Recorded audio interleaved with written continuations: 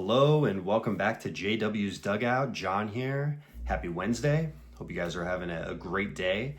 So as you can see from this thumbnail, this video is pretty self-explanatory. On Monday, my friend and your friend, Mike Baseball Collector, dropped a video asking a pretty simple but also kind of existential question. What's on your list of the top 10 vintage baseball cards you want to own before you die?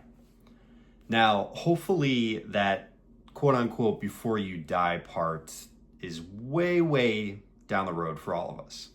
But the question really did get me thinking, and honestly, it took me a couple of days to really narrow things down.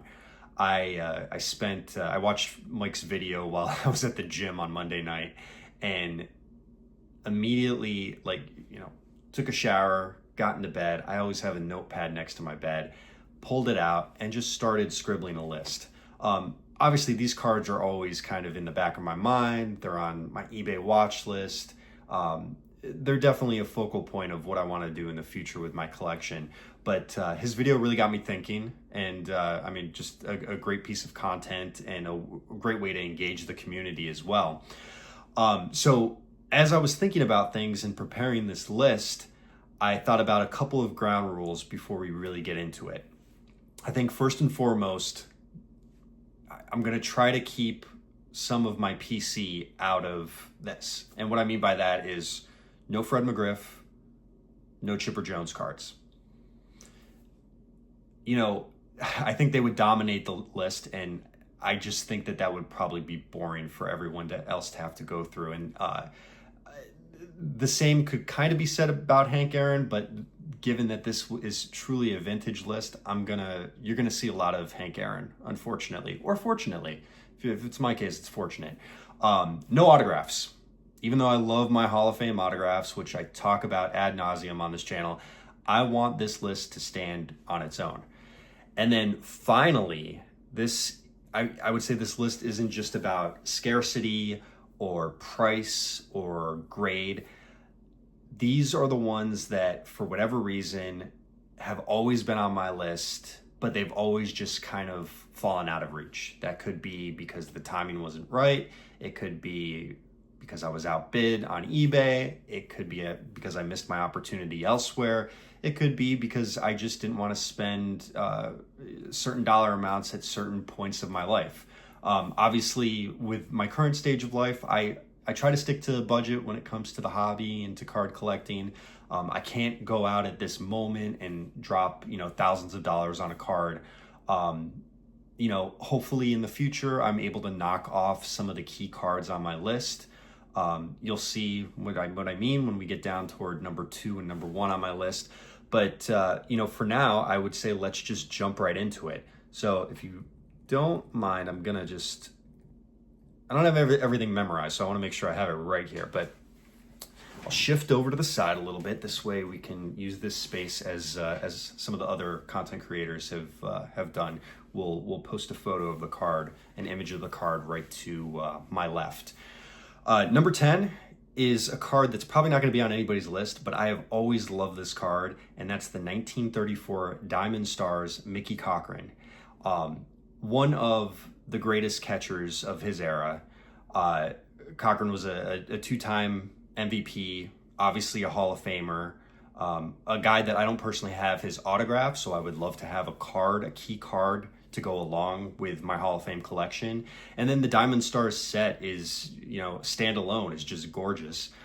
Bright Art Deco colors, super eye-catching. It's one of those sets that I think for the longest time didn't get a whole lot of love, but now is starting to really be appreciated by collectors. So really want to grab that one.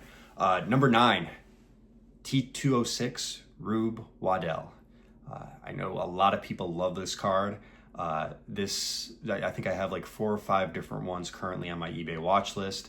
I feel like you can't make a list without a T206 sneaking in, right? And Waddell was as eccentric of a character as they come.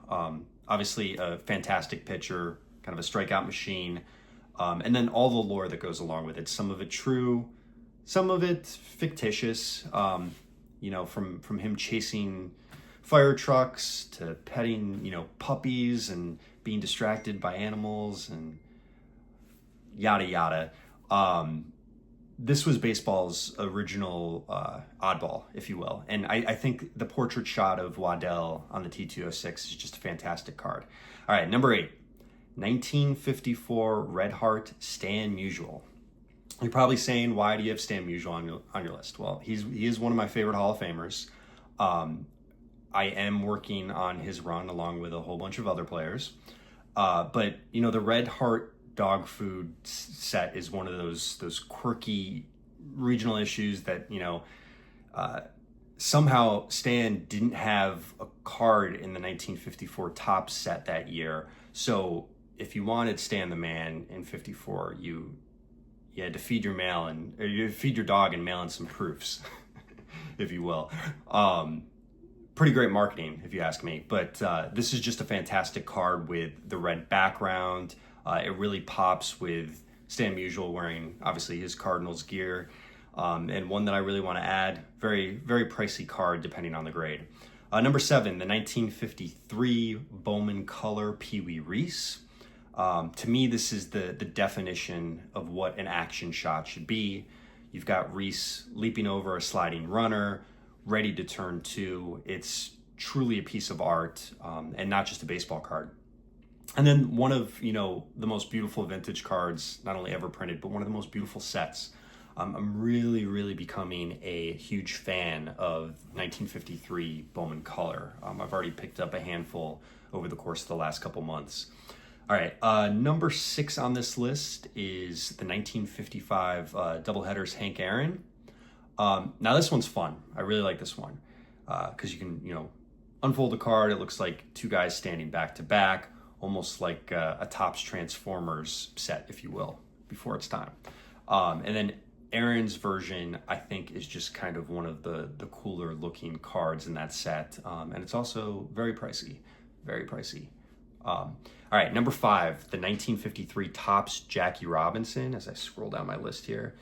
So obviously the Topps 53 design, already iconic, but then you add Jackie Robinson and, that smile, the presence. I love the Campanella card in this set as well. But for the Jackie, it's just, to me, it's one of the hobby's most powerful cards.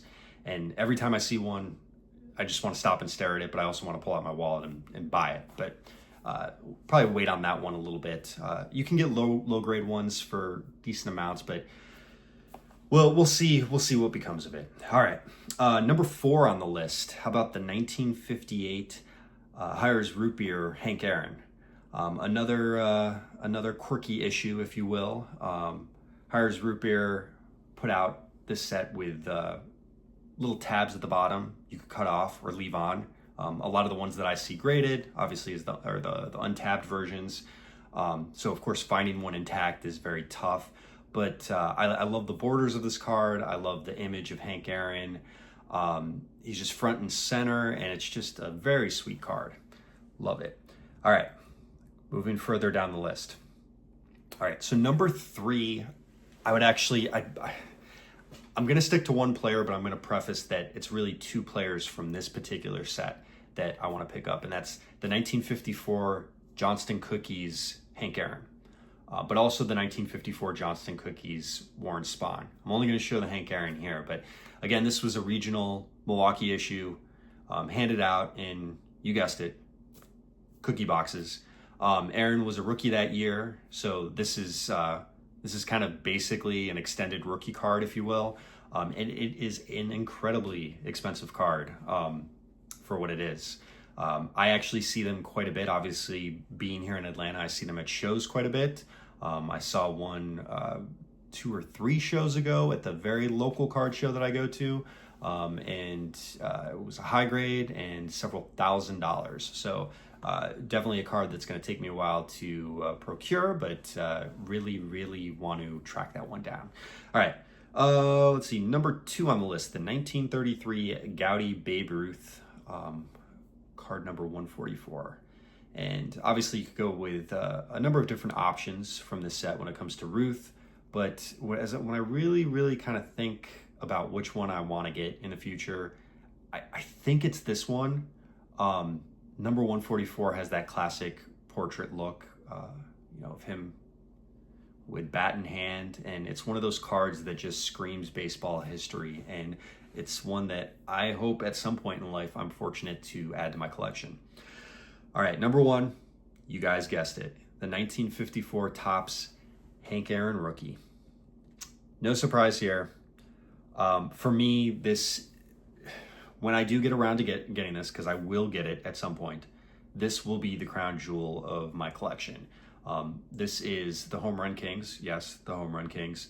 First Topps card, of course. It's clean. It's classic. It's iconic. I love the portrait and the action shot up front. It's the one that I dream about most adding to my collection someday. I hope to get there. It's funny, at the Culture Collision trade show a couple days ago, I did take a look at a 1.5, an SGC 1.5 that they had there.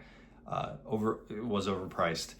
I just can't pull the trigger quite yet, again, at this stage of life, but I think at some point we will get there, because it's a card that will, I hope, last for generations in my family. It's a card that I hope to one day pass down to my son.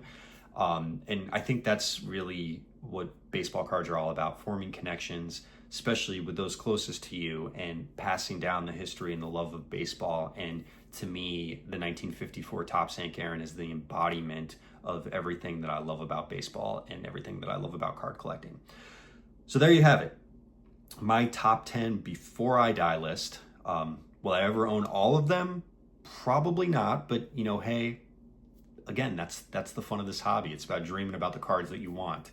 It's the constant chase, and it's the gratification of when you get the card, and everything that goes along with that. So let me know in the comments what would be on your list. Obviously, you might already have responded to Mike or responded via video, which, in case I have been watching some of those videos and they've been fantastic. I love to hear everybody's opinion, especially for this topic. Everybody's opinion is going to be completely different. But I'm curious, would you go more iconic, more quirky? Maybe you're one of those folks who just kind of load up on the top tier cards. But I like the ones that are a little out in left field, if you will. But anyways, thanks as always for watching and stopping by the dugout. Feel free to give the video a like, drop a comment. Again, let me know what you think. And then stay tuned for more content this week, because we've got a lot coming. All right, I'll catch you guys next time.